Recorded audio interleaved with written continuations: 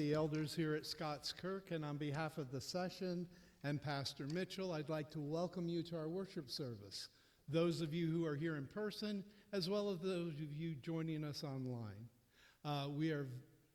As you will notice, Pastor Mitchell is not here today. He's going to be attending a counseling conference, and so he has left for that, and we are very honored to have Maury Lawing filling in. He is the Director of Outreach North America, and I have a personal relationship with him in that he went to seminary with my brother when he was at Erskine, and so he has been a friend of the family. Both my father and my brother know him very well. So Maury and Lori, we're happy to have you with us. The announcements are as found in your bulletin. There's one I'd like to add that's not in there. Mark your calendar for November 7th and 8th. ARP Women's Ministries Jubilee 3 Super Retreat, celebrating 150 years of missions.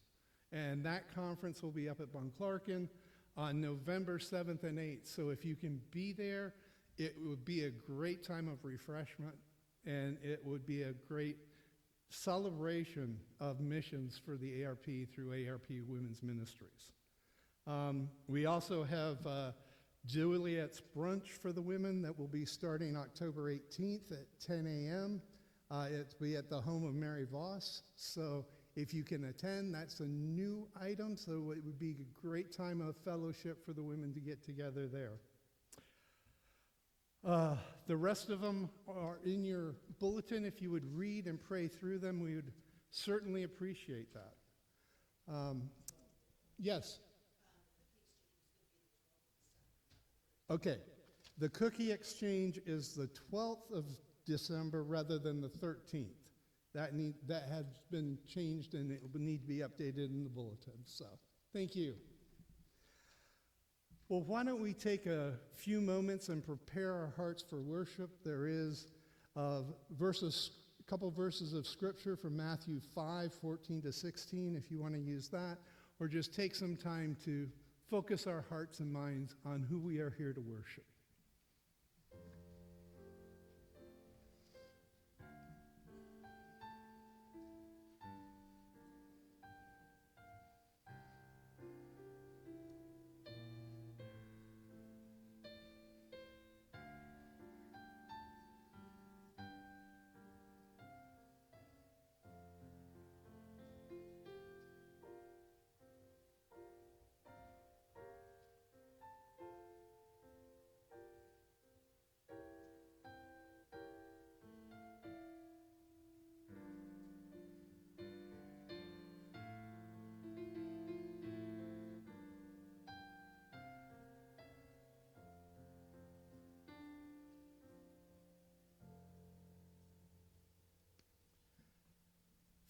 For the call to worship this morning, I'd like to turn our attention to Psalm 136, verses 1-3.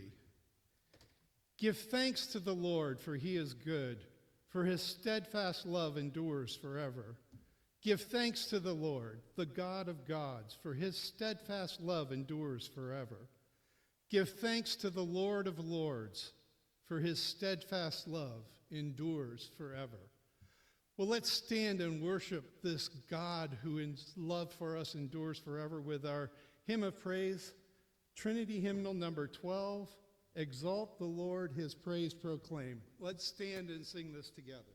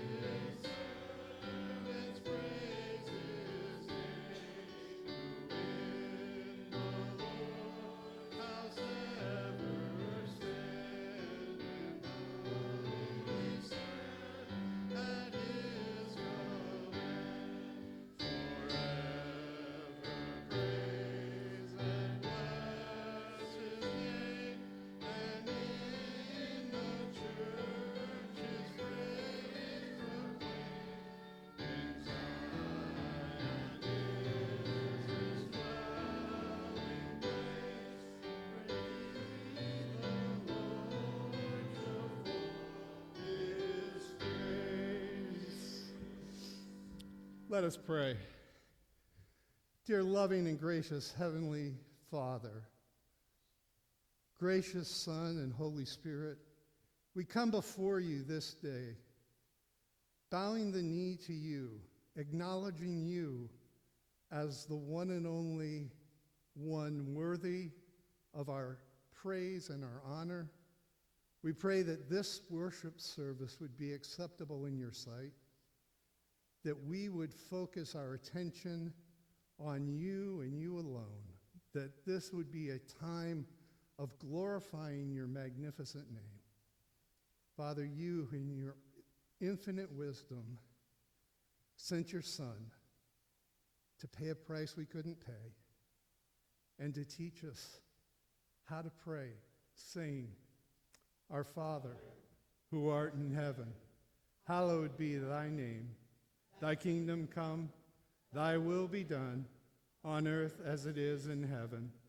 Give us this day our daily bread, and forgive us our debts, as we forgive our debtors. And lead us not into temptation, but deliver us from evil.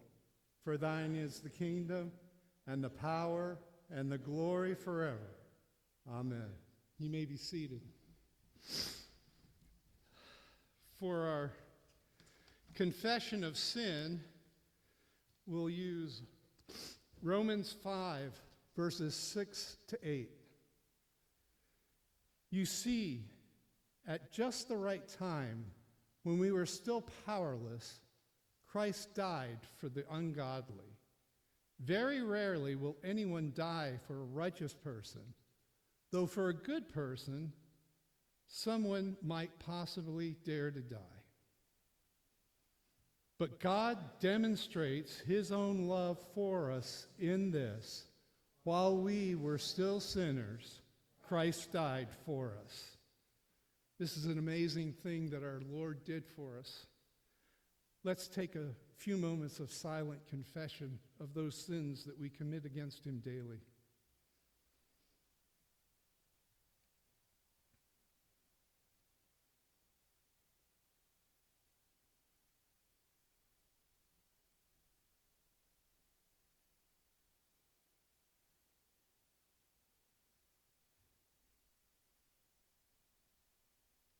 In Jesus' name we pray. Amen. But we have this wonderful assurance of pardon, that even though we commit sins against our Lord daily, he does give us assurance that we are forgiven. We use Galatians 2:20. I've been crucified with Christ, and I no longer live, but Christ lives in me. The life I now live in the body, I live by faith in the Son of God, who loved me and gave himself for me. Well, let's stand for our confession of faith. It's from the Westminster Confession, chapter 16, sections 1 and 2. And we will read this in unison. Good works are only such as God hath commanded in his holy word, and not such as, without the warrant thereof, are devised by men out of blind zeal or upon any pretense of good intention. These good works, done in obedience to God's commandments, are the fruits and evidence of a true and lively faith. And by them, believers manifest their thankfulness, strengthening their assurance, edifying their brethren, and stop the mouths of the adversaries, and glorify God, whose workmanship they are, created in Christ Jesus thereunto, that having their fruit into holiness, they may have the end of life. You may be seated. And if the children will come forward for the children's sermon.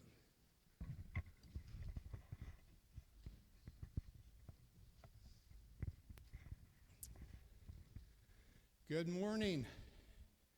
All right, so in the Confession of Faith, did you hear what it said? The Lord died for us, right? What did it say about good works?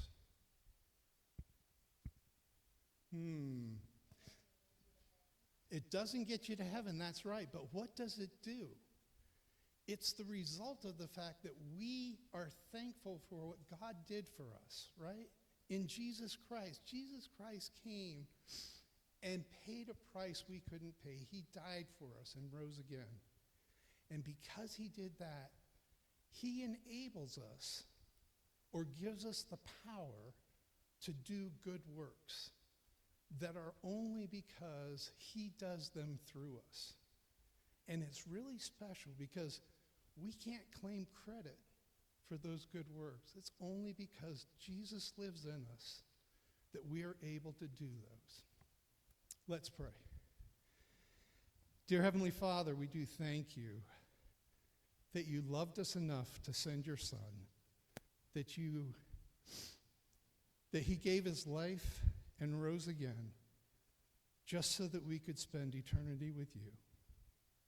Father, we pray that you would remind us that the works we do are not our own, but they are a gift that you allow us to do for you. In Jesus' name we pray. Amen.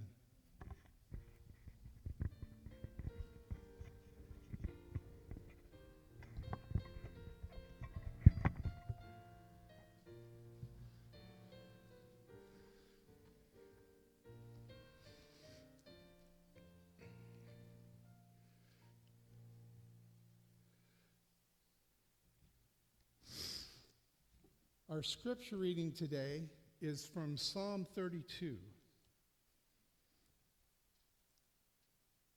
Blessed is the one whose transgression is forgiven, whose sin is covered. Blessed is the man against whom the Lord counts no iniquity, and in whose spirit there is no deceit.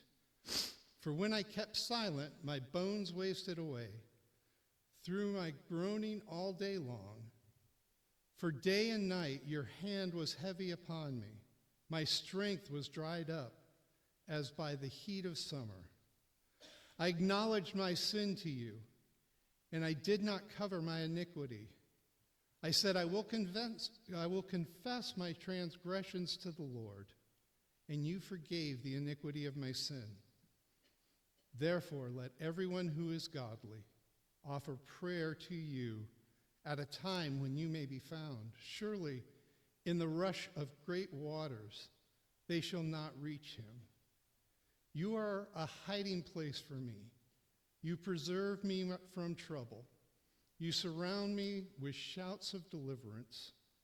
I will instruct you and teach you in the way that you should go. I will counsel you with my eye upon you. Be not like a horse or a mule without understanding, which must be curbed with the bit and bridle, or I will not stay near you. Many are the sorrows of the wicked, but steadfast love surrounds the one who trusts the Lord. Be glad in the Lord and rejoice, O righteous, and shout for joy, all you upright in heart. The word of the Lord. Let's pray together.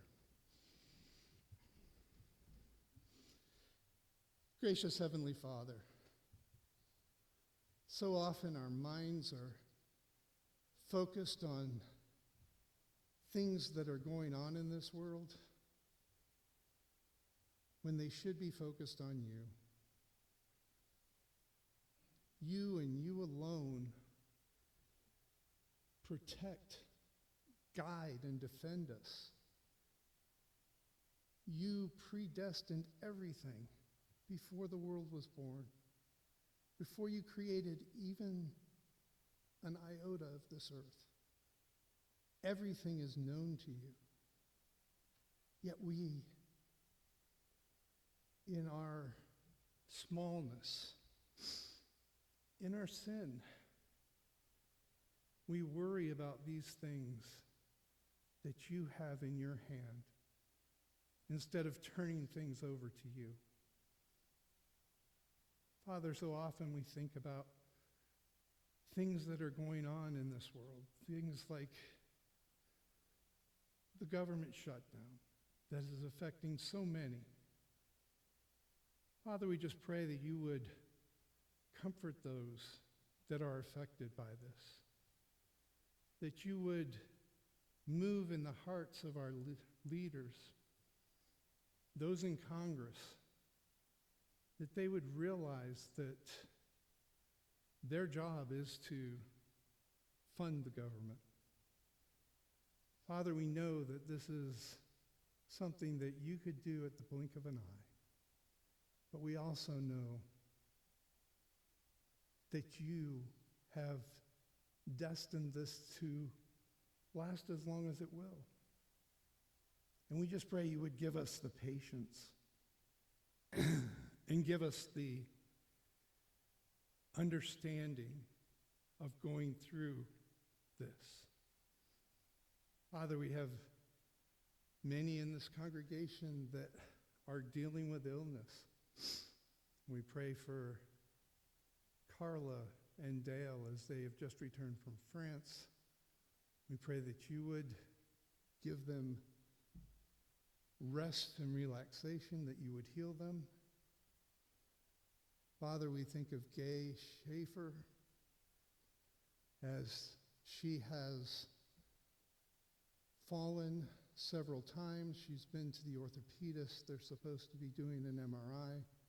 Father, we just pray that you would stabilize her, that you would hold her in your arms. Father, there are those that are dealing with sickness, with cancer, with horrible things, Father, and there are those that deal with them quietly. But you know what's in their hearts, and we pray that you would comfort them, that if it is your will, you would heal them, but that you would give them the confidence to know that you are there beside them through everything.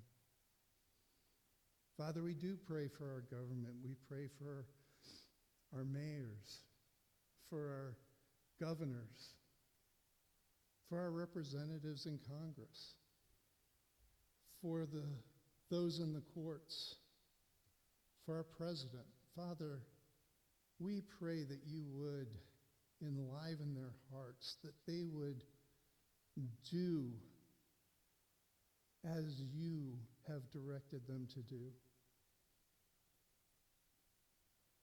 Father, we pray for this worship service. We thank you for the fact that you give us the opportunity to come before you, even though we come before you as fallen creatures. Because of what Christ did, you see us as you see your own Son. Father, we don't understand, but we thank you for this, and we pray that this worship service would be all totally about you and focused on you. All of these things we ask in your Son's precious name. Amen. Well, let's stand and sing hymn number 654. He will hold me fast. This will be, Oh, Jesus, I have the name wrong, but I have the number right? Okay. As long as we have the number right, we'll go with it. So it's hymn 654 in the Trinity hymnal. Let's stand and sing this together.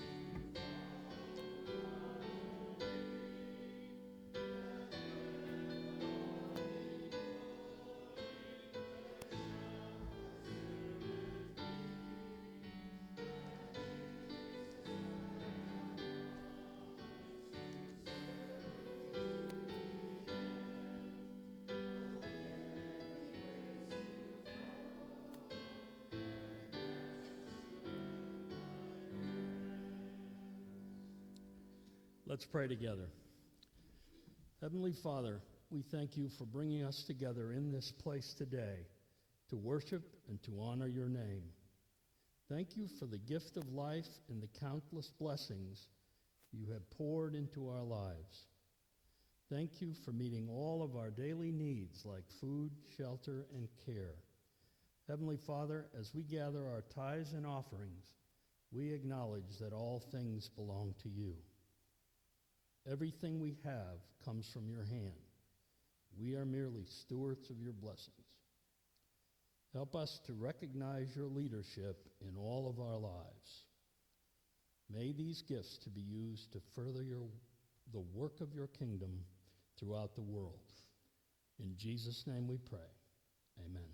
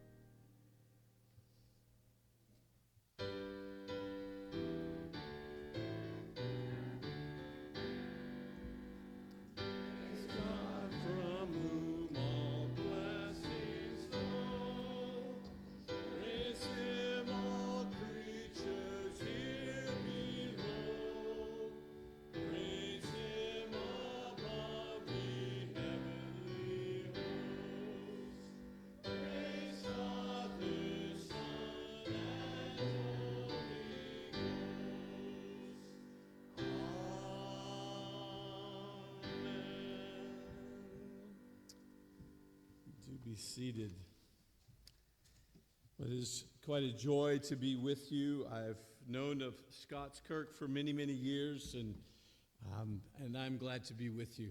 A lot of connections, as Joel mentioned, connections to your current pastor, previous pastors. So it's good to finally get here and put a picture of the church with the name that I have had in my mind.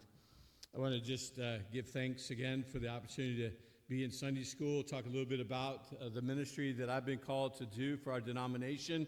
If you do not know what Outreach North America is, it is the agency of our denomination that has been tasked with the responsibility to be involved in church planting, as well as in assisting and helping to revitalize churches in our denomination. And so as I thought about what I might say this morning, to you, I don't have an O&A sermon. I just have the Word of God. But as you think about the Word of God, one of the books that I've gone to on many occasions is the book of Titus. For if there was such a thing as a manual in the Word of God, in the New Testament particularly, in terms of how we do church, it would be the pastoral epistles. It would be particularly, I think, the book of Titus. And so if we were here for 5 sermons or so, I believe I would have 5 sermons on the whole book with regard to just the composition of what Paul was doing as he is given to Titus the task of raising, as it were, the church there up in this place. And so as we think about how it is that he was tasked with starting a church in Crete, quite a hostile place towards the gospel, a real enemy of the gospel. And so he begins with his own indication of who he was. That is the Apostle Paul, and how every minister of the word is as a messenger directly from God. Now, not called like those in the Old Testament, but certainly these are men who've been given God's word to bring to God's people. And so all of those who are seen in the modern understanding of what it is to be a proclaimer of word is a messenger from God. And so he starts that way, does Paul, and then he goes quickly to saying, now the first thing I want you to do if you're church planting is find some elders. And so he says to them, basically, install elders, because that is critically important, because though he be the messenger, he's one among many, particularly as we understand it in our context, that are to bring that which he goes on to describe there in chapter 2. Teach that which accords with sound doctrine, and the elders and the pastor are to be those men who hold faithfully to the word of God. That's really what the church is to be about, but there's more to it than that, and that's where I want us to go today. Because as you read through, and it's easily done, it's only 2 pages in your Bibles, one side and then the other side. You can have it all read probably in just a few minutes. And as you might do that this afternoon, you would find woven throughout these few words from Paul to Titus, from God to us, that there is a theme that the grace of God has appeared to train us to live godly lives. Surely, as we think about that theme, God in his kindness has given messengers to his church, and in giving those messengers, he puts around that messenger a hedge of protection, and that is the elders that are with him and responsible. It's not to be seen as the elders and him, the messenger, and they're kind of, no. They are men who are moving together, that they might teach sound doctrine. And surely that's a primary responsibility of the church and what she's engaged to. But as you finish out the rest of the book after chapter 2, you realize that the heading, maybe it says it in your book, your copy of God's Word, be ready in every good work. And so one of the things, I know that we think about the church in so many different ways. Surely she's the instrument of God, of the work of grace, and it's quite the mystery of Christ and the church. But one of the ways in which you might look at the church is that it is, my word, a factory that's making and producing good works. To think about yourself as those who've been brought, as we talked about in Sunday school, from behind the wall of the gates of hell. Yes, there are those who are going to remain there. They will forever remain there. But we who have been brought in, were brought out from that hell-bound direction, as we spoke about in Sunday school. And now we're engaged in an activity that could easily be summarized. It's not the only thing, but one of the ways that you should look at the church is it is the instrument of God's. Christ is not physically here any longer, but he is now sending forth his church to be engaged in good works. And as you think about good works, probably for some, you get a little bit of something going down your spine and going, what in the world is that referring to? Because the title says, do good works. As you think about good deeds or good works, it's really simply doing things for other people that God has commanded you to do. Doesn't get any more complex than that, quite frankly. But as we ponder that, as you think about the call to love your neighbor as yourself, could well be what came out of Sunday school. You might go knock on your neighbor's door and just say, there's right and wrong, or invite him to church, or whatever might be a good word. But we have a call to love our neighbors. We're called to act justly, to love mercy. These are the things that we find. We're to walk humbly with our God. Honor our father and mother. Do not murder. Do not steal or commit adultery or bear false witness or covet. And you know that it's not just merely a surface response to the 10 Commandments. but rather as Jesus takes it to the very depths of our hearts. There's just so much that's engaged there, to be engaged there with regard to good works. It's really, how do I think about others? Because guess what? Just like those little children come into the world thinking of only one person. It's okay to laugh if you've ever had children. There you go, good. And they think about themselves. And let's be honest, we're all that way. We are all that way. We're all prone to think about ourselves. That's why Paul also in other places will say, look, think of others before you think of yourself, because he knows us. Because he's writing as a result of the Spirit's work, and he's saying, I know them, and I need to call them to think of others before they think of themselves, because they naturally, even as newborn believers and maybe long-born believers, still just think about ourselves. And so the counter, if you will, to thinking about good works is to, if it is by definition defined by saying, how do I think of others? What language does it need to be filled in with in terms of, I'm thinking of others? And part of the reason why the church herself maybe is not known for this collection of good workers is because they've thought only of themselves, maybe. But it's my hope in these moments, as we look at just 8 verses, as we really understand this that's called the church, the instrument of God's to be engaged in this world, I just want to ask you a question. How do you think about good works in your Christian life? How do you think about good works in your Christian life? That's what's before us today. Let me read God's word and pray, and asking his blessings upon it. Let's hear the word of God. Remind them to be submissive to rulers and authorities, to be obedient, to be ready for every good work, to speak evil of no one, to avoid quarreling, to be gentle, and to show perfect courtesy towards all people. For we ourselves were once foolish, disobedient, led astray, slaves to various passions and pleasures, passing our days in malice and envy, hated by others and hating one another.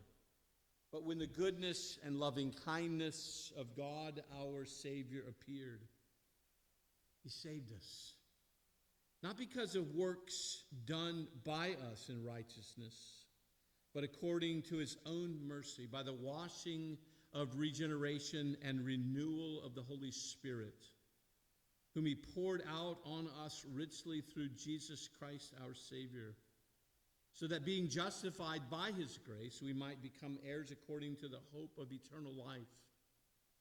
The saying is trustworthy, and I want you to insist on these things, so that those who have believed in God may be careful to devote themselves to good works. Let's pray.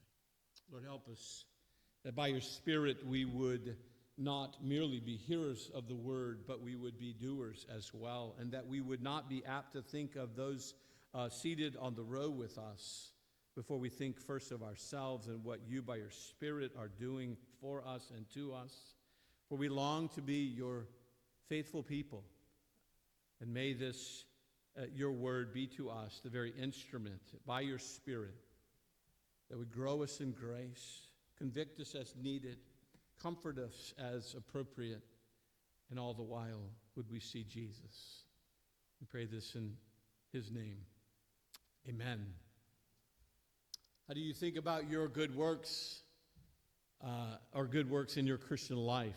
Well, there's several things I want us to note. First of all, your good works, people of God, bear witness to your salvation. Your good works bear witness to your salvation. And he actually has a couple of categories, big categories that we would consider. But I think it's interesting, there have been throughout the history of the church people who say, well, my Christian life is rather private. And it's fascinating when you have passages like this that say, actually, it's not. It's going to be seen by others with regard to the good works that you are bearing witness. So he has one category that he speaks about. He talks about government. We're to be submissive to and obedient to and ready to do good works for our government. And I know wherever your mind just went right now, just stop it for a minute and bring it back here. Because I want to suggest to you, first and foremost, it's an attitude, it's a mindset. Because don't forget, by the way, this wasn't America written to, Paul writing to a little church in America and saying, be submissive to your government. This was basically Roman occupiers that were there in Crete. And they, that is those Cretans, did not like the Roman occupiers who were telling them how they ought to live and act. And so as you ponder that for just a moment, particularly the Jewish way, the new converts have come out of Judaism. They're occupying the land of Israel at this time in history. They don't want them there. It'd be like pick the worst government that you can imagine exists in the world, North Korea in charge, coming here to U.S. and is in charge of U.S. And whatever you went in your mind just a little while ago is like, okay, hold on just a second. Maybe I don't need to go all that way. But there is a call written by Paul, and read the book of Romans, by the way. But here it is again on display, the attitude, the mindset, the fundamental posture that you should take towards your government, to be subject to rulers and authorities and be obedient. Why? Well, again, your good works bear witness, that is, to your salvation, the very attitude that you have. Don't go ahead of me for just a moment. I know you're like wondering where this is going, but you got to start with the attitude because the exceptions are not what you start with. But Christians here gathered in Crete, Christians here gathered at Scots Kirk, we're not to act like other people in our culture. We're to have a different view towards authority, quite frankly. We're to say, wait a minute, I believe in God. He's the ultimate authority. He, God himself, has placed this authority over me in terms of the government. If you don't have that right, if you don't understand how it is that we can pray for our rulers and those in authority over us, as was done earlier in worship, maybe you have a misunderstanding of how it is that God himself, particularly in the Old Testament, we see he invented, if you will, public, civic, government authority to bless his people. Yes, it's gone off the rails ever since he established it, and before then even.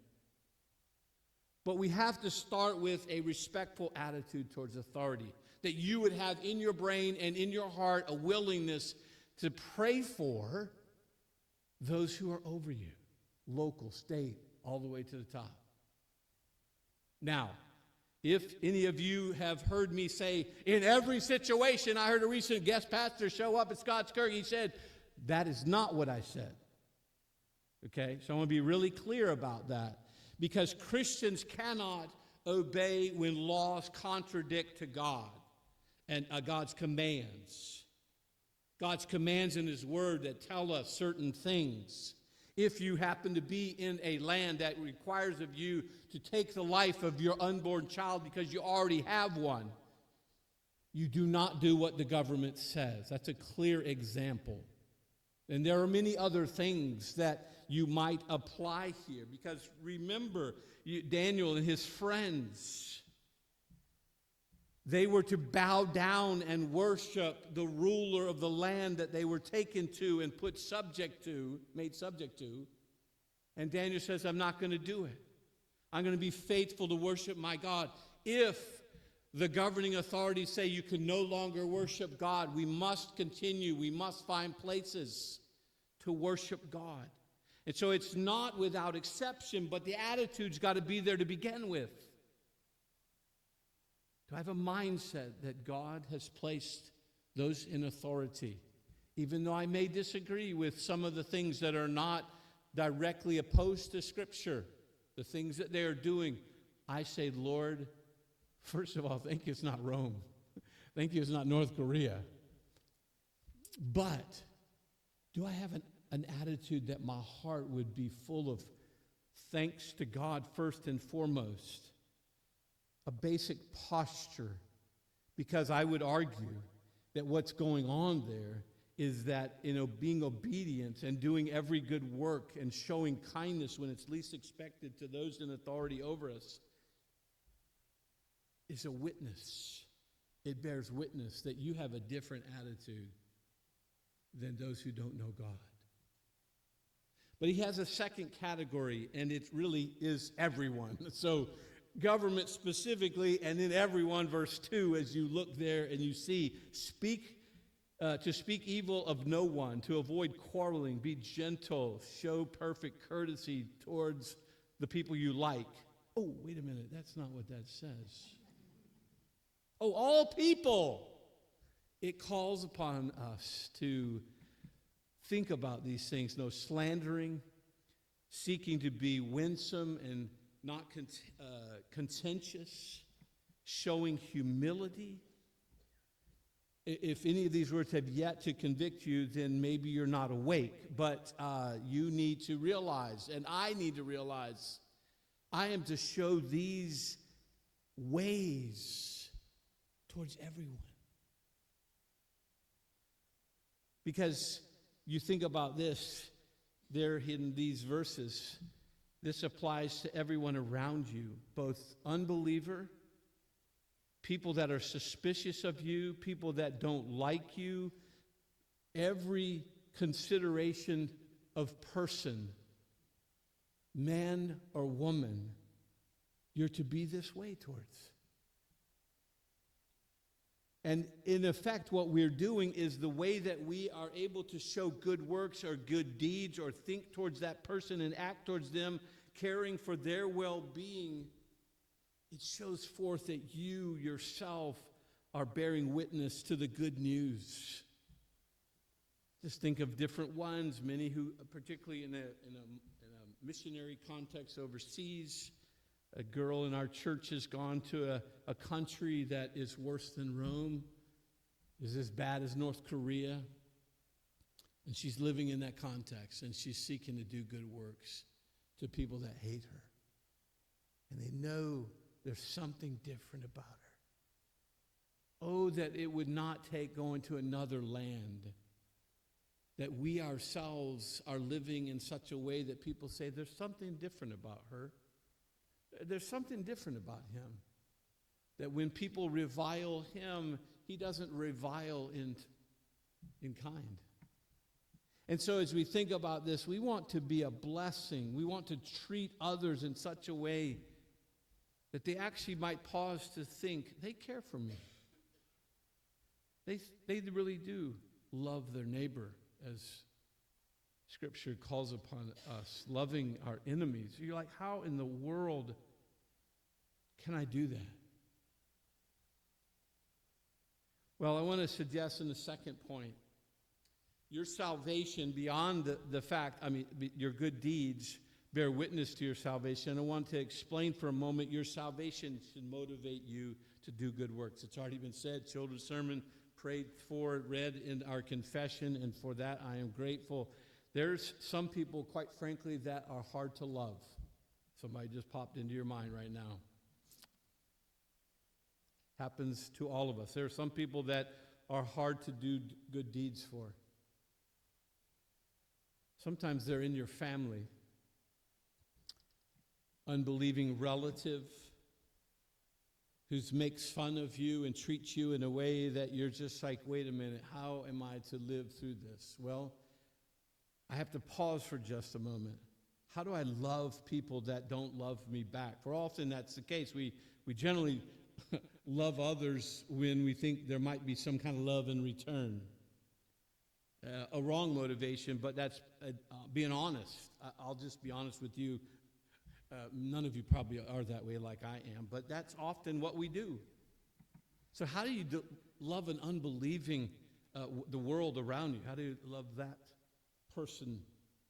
Paul gives us several things, I think, in these verses here that really drive home just drive home, how in the world could I ever love that person who not only doesn't love me back, but is surely neutral towards me, and maybe even worse, treats me in a way that I surely don't believe I deserve? Well, he says there in verse 3, we ourselves were once foolish, and so forth and so on, as he's describing our various passions and pleasures and malice and hatred towards hating others. He first of all asks us all to stop and remember who you were apart from grace. Remember who you were apart from grace. And so some of you young people, maybe some of the adults I've always been a covenant child.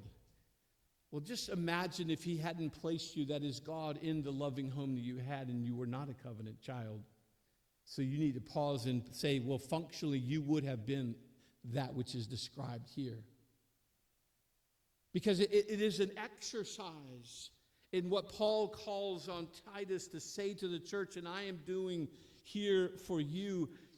Stop. Think often, because oftentimes it is only thinking just maybe a few years after I was converted. I remember, because my memory was not that good, but it lasted for about a couple of years. But as we get older, guess what? We're just not good rememberers.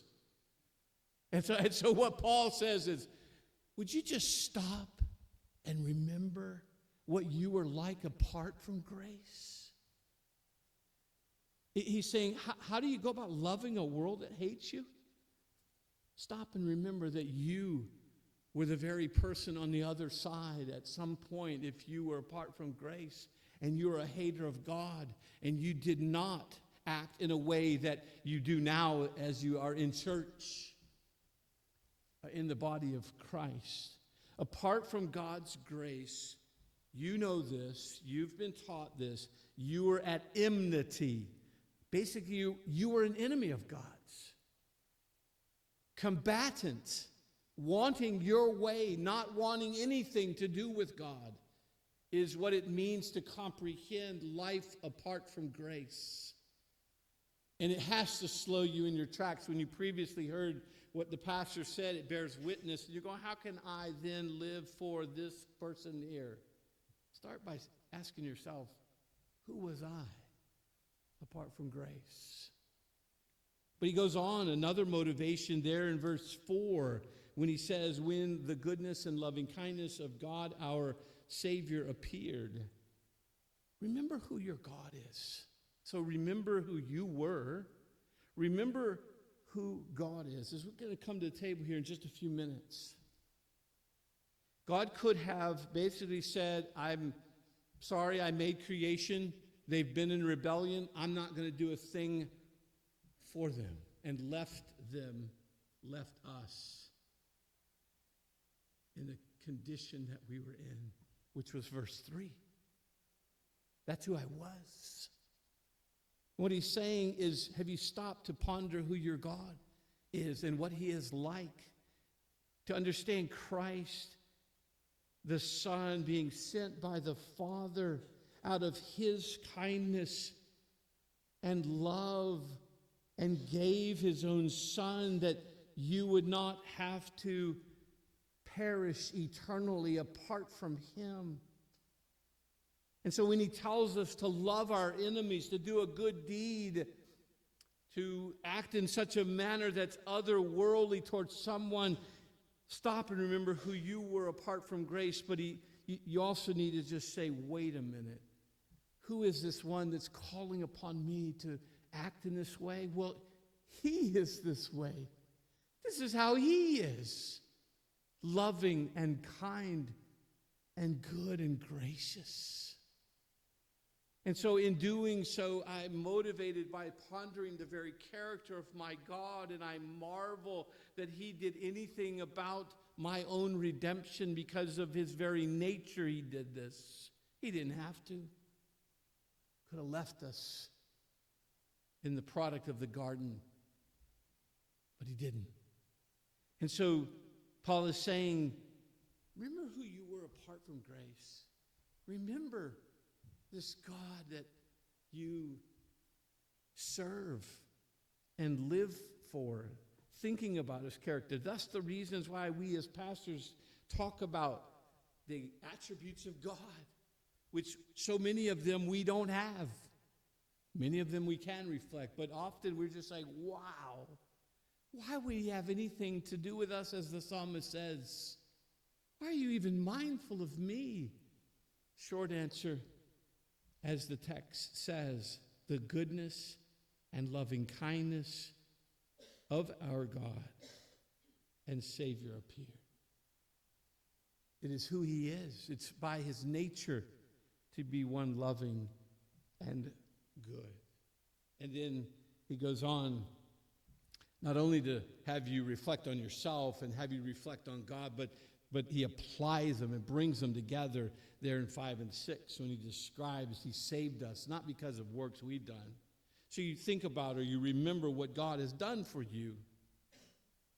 He says, or he didn't say, all good people out there, you line up over here, I'm going to save you. So oftentimes we get in the church and we forget who we were, we forget the very character of our God, and we think we're a pretty decent catch that God got. Oh, wait a minute, where did I get that from? Bible's pretty clear. I'm nothing.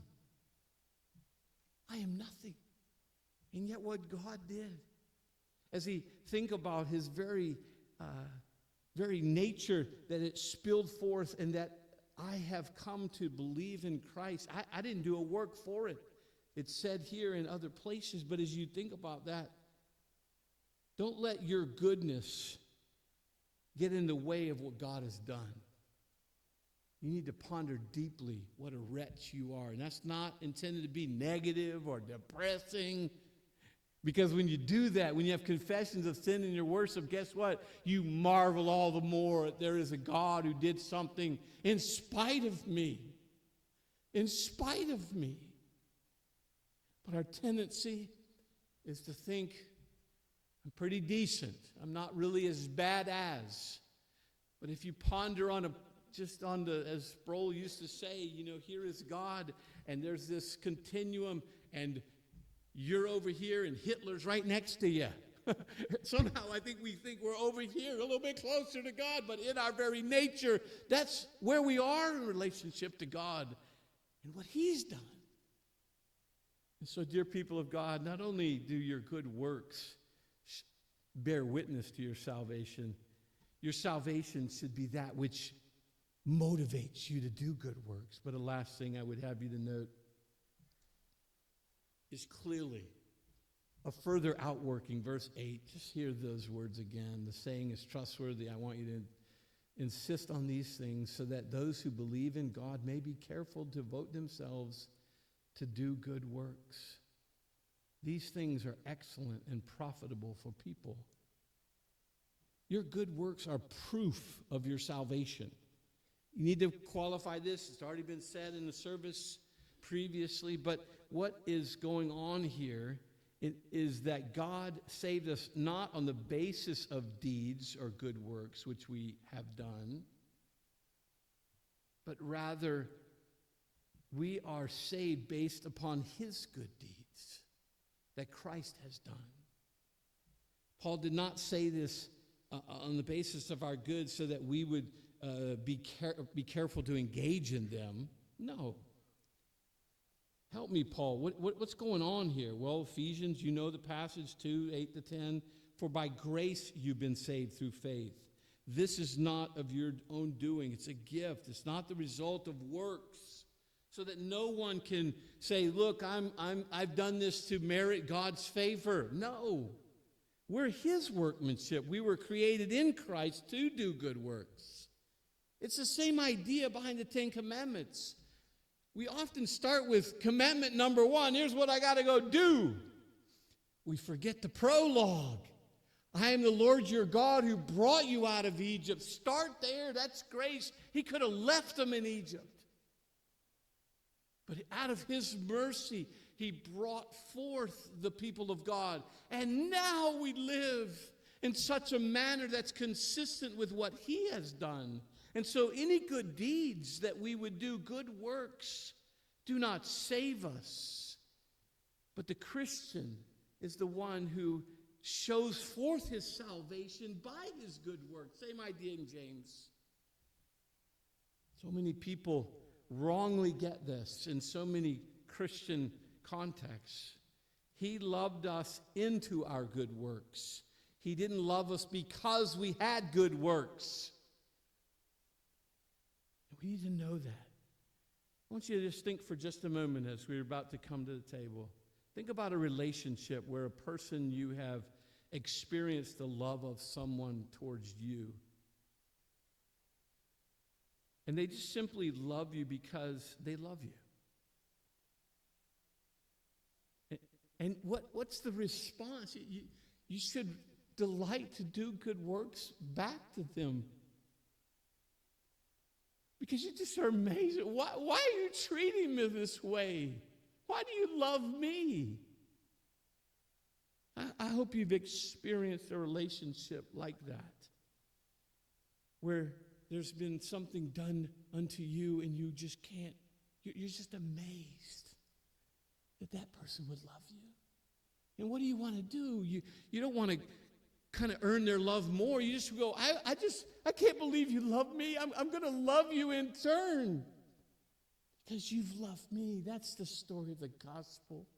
As you ponder the depths of it, and your heart is stirred by the very fact that God loved you, and he gave his son for you. You just want to do good works for him. Whatever he calls upon you to be engaged in. And so, dear folks here at Scots Kirk, I hope that this helps you form your thinking. Surely you've already been in this path. That you might rightly understand that your good works bear forth witness, and that you would rightly know again and again, just refresh your memory, that my salvation is a motivation to do good works, particularly as I remember who I am and remember the very character of God. Remember what he's done. And as those things happen, it just bubbles out of you. And that this community around here would say, you know, that's a church. You know what about that church? That's just a church made up of a bunch of people that are doing good works. So you need to probably get outside the walls of this church so they can see it. You do it individually. Maybe you can do it corporately as well. And so may it be that we, God's people, be encouraged unto good works. Because again, we marvel at the grace of God for us who are sinners, deserving his judgment. But rather he's shown kindness and love towards us. And I just would say to you in closing, like I say to young parents, don't grow weary in well-doing. Don't grow weary in doing good deeds. Because nobody responds to your good deeds in this community or in the community of faith. Just continue to be faithful to look at God and what he's called you to do and not judge whether or not you should do good deeds based on how people respond to them. Keep on doing these things. Pray, God, help me, help us to be engaged in these things. Help us to fulfill that which we heard in this text, knowing that these things are excellent and profitable for Scots Kirk. Amen? Let's pray. Lord, help us. It's not intended to be a guilt trip sermon. Surely it's intended to be a I can't believe I'm in the body of Christ sermon. And because we're in the body of Christ and in salvation itself by Christ alone who saved us, we just can't believe you've redeemed a people like us. And we're just overwhelmed. And we in turn want to respond by being engaged in thinking of others before we think of ourselves and doing the very good deeds that you've called us and set before us to do. Help us to fulfill them well, we pray, for your glory and the advancement of the cause of Christ, in whose name we pray. Amen. Let us sing the first two verses of number 30, To See the King of Heaven Fall.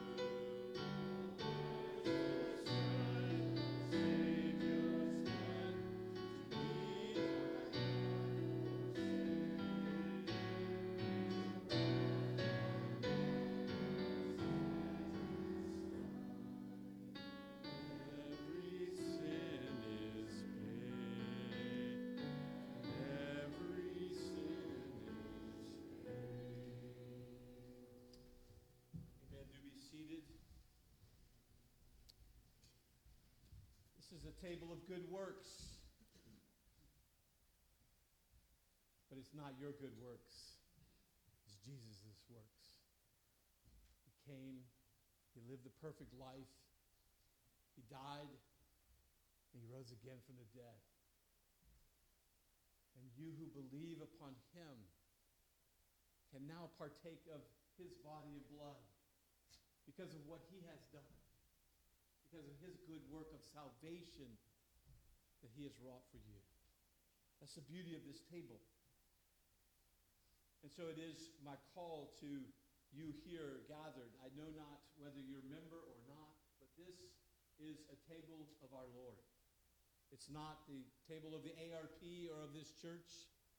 It's the table of the Lord. And so if you've put your trust in Christ alone for salvation, you're a member of a Bible-believing, professing congregation in the Lord Jesus' work of grace, the invitation is for you. But if you've not done that, and you still believe somehow that your good works are going to make it for you to make it all the way to heaven, right now this table is not for you. And yet, as the meal is passed, would you think, so don't partake, but just think, Lord, I've thought it was about my good works that make it me to heaven all the way. But this fellow has just said, and Scripture's clear what we just read, it's the work of Christ that has wrought salvation. And so consider the gospel as you refrain from partaking if you've not put your trust in him. For the balance, and surely the vast majority, I suspect, this is the table for you. And so we encourage you, and the session would encourage you, unless you're living in blatant sin and there's unrepentance towards someone in this body, please take. Did you hear what I said? If you're a sinner, and maybe you've even sinned in your thoughts today, come and take. That's what this table is all about. It's a table for sinners, repentant sinners who need Jesus. And so let us remember that even as I read the words of institution and ask the Lord's blessing upon this meal. When Paul wrote to the church in Corinth, he said, I received from the Lord what I also delivered to you, that the Lord Jesus, on the night when he was betrayed, took bread, and when he had given thanks, he broke it. And he said, this is my body which is for you. Do this in remembrance of me. In the same way also he took the cup after supper, saying, this cup is the new covenant in my blood. Do this as often as you drink it in remembrance of me. For as often as you eat the bread and drink the cup, you proclaim the Lord's death until he comes. You're proclaiming the Lord's good work of giving his life for you. Oh, Lord Jesus, we ask that you would take this meal and nourish our souls, that we would be fed as we have been from word and now from sacrament of the meal, so that it would be such that, Father, we remember again. We are nothing, Christ is everything. And so, Lord, nourish us, that we feed upon Christ, not literally, but by faith. We comprehend through hands and mouth and eyes what it is that our Savior gave of himself. He gave his very life. Let us be thankful again because of his work of grace in our lives. Christ. Amen. Let's go forward.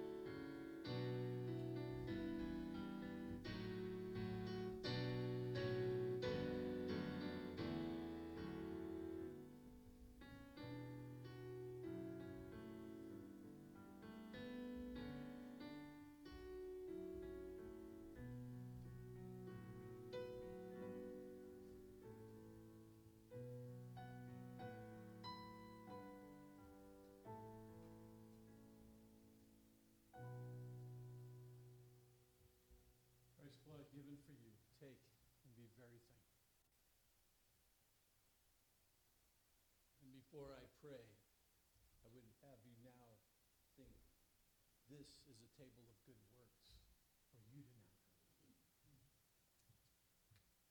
Oh Lord Jesus, we confess our hearts struggle with thinking of others before we think of ourselves, but we are so glad that our Savior thought of others before he considered himself.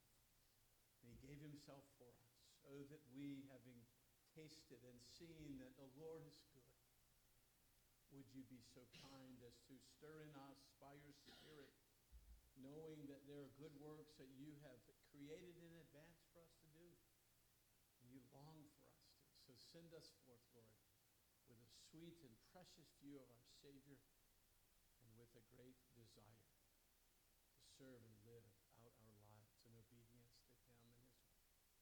In Christ's name we pray. Amen. We close by singing the last verse.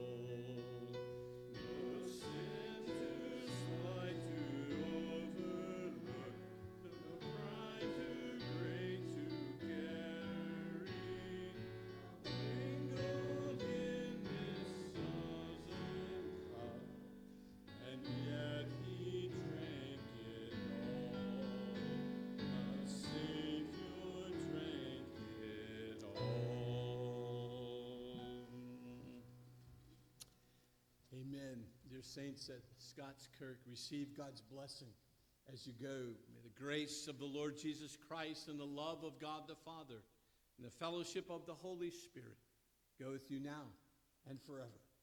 Amen. Amen.